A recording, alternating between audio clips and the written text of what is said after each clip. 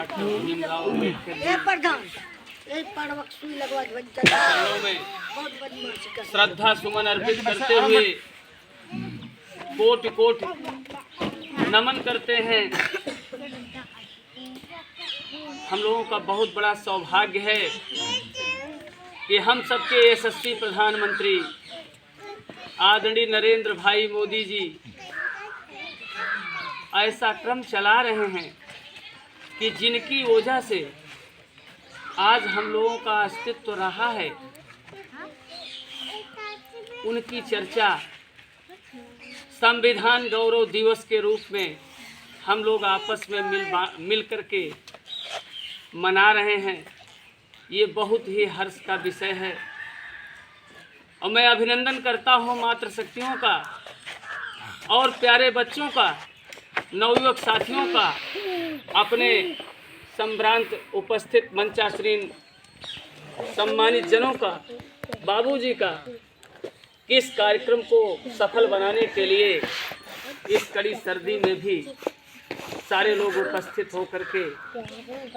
अपना समय दे रहे हैं और हम अस्तित्व रखने वाले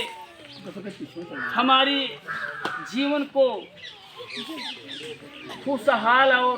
सुखमय बनाने वाले श्रद्धेय बाबा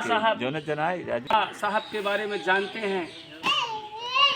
कि बाबा साहब ने कई देशों के संविधान का अध्ययन करके तब भारत के संविधान का निर्माण किया है। बाबा साहब ने किसी भी समाज के साथ, किसी भी वर्ग के साथ, किसी भी प्रकार का कोई भी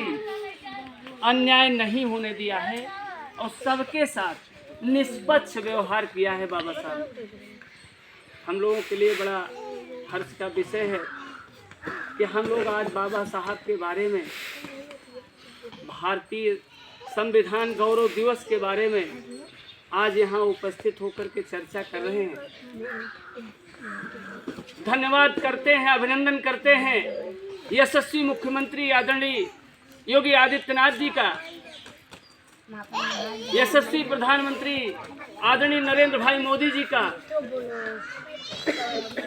जिनके विचार में ये बात आई कि समाज के दिशा देने वाले बाबा साहब,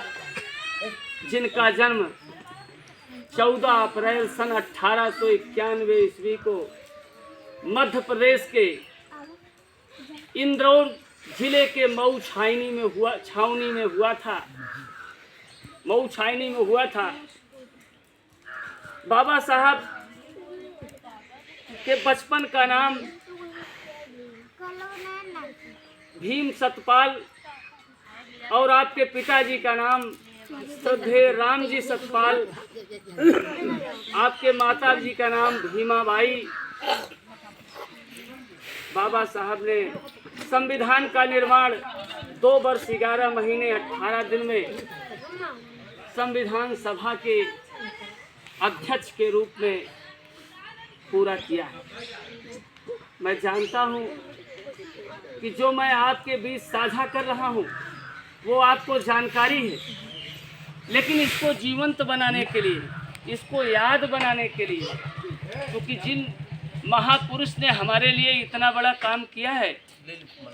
हम उसी रूप में उनको याद करें, ये हमारे लिए भी गर्व की बात है और ये हमारे स्वाभिमान की बात है। बाबा साहब सन 1907 में हाई स्कूल की परीक्षा अच्छे अंकों से उत्तीर्ण किए। उनके अद्भुत प्रतिभा को देख करके, असाधारण प्रतिभा को देख करके, उनकी कुशलता को देख करके, उनके व्यक्तित्व को देख करके महाराजा गायकवाड़ ने उन्हें एक आदरणीय छात्रवृत्ति दी। बाबा साहब ने समाज की कुरीतियों को, उस दुष्चक्र को इतना गहराई तक सहा है, उसकी वजह से आज जो है हम लोग खुशहाल हैं, क्योंकि उस क्रम में उन्होंने उस संविधान का निर्माण किया। श्रद्धेय जवाहरलाल नेहरू जी की जब पहली कैबिनेट बनी और उस कैबिनेट को ले जाकर के श्रद्धेय महात्मा गांधी जी के सामने कैबिनेट का पेपर रखा गया, तो श्रद्धेय महात्मा जी ने नेहरू जी से पूछा